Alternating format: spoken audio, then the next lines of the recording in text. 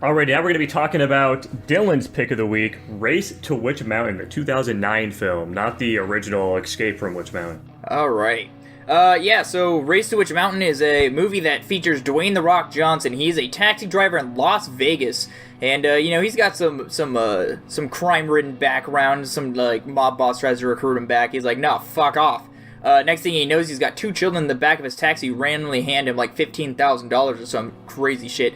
Turns out, by the way, UFO crash at the beginning of this movie. They're aliens, by the way. They're trying to find data their parents planted on this planet a long time ago so they can save their planet and Earth from being invaded and being taken over because they're bad at managing their planet. They're being hunted by some kind of bred assassin thing that ultimately ends up dying. They get back to their spaceship. The girl gives Dwayne Johnson telepathy or whatever. They become famous for psycho UFOism or whatever, and the children come back. The end. I didn't realize until just now that we watched two movies set in Las Vegas this week. Oh yeah, Pay It Forward was also Vegas. I totally forgot about that. Anyway, on to my haiku. Let's go. Buff taxi driver helps some weird alien kids. Why is he not in jail? Dude, Mochi is staring at me right now while he licks himself.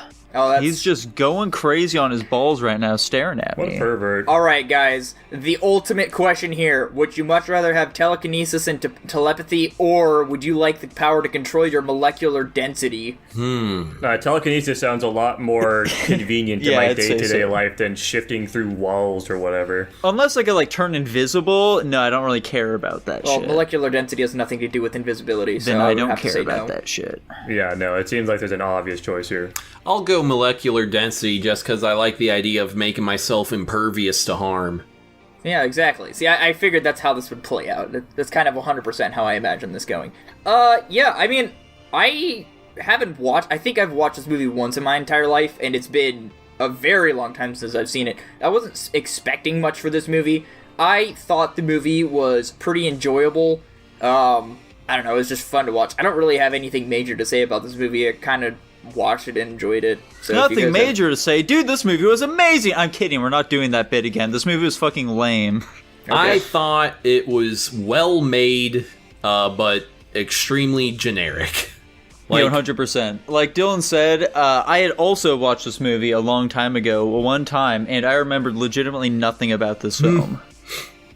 I think this is about as good as a Disney Channel original could be. I wouldn't... I'd say it's a little better than that.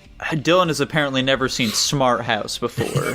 I've seen it like twice, and I did not really enjoy Smart House. We're watching Smart House next point. I do think the kids gave pretty solid performances. Of course, when the performance is, hey, you're alien, so you need to act weird and stilted, it's much easier to pull off, admittedly. Yeah. But I thought they did a good job at the very least.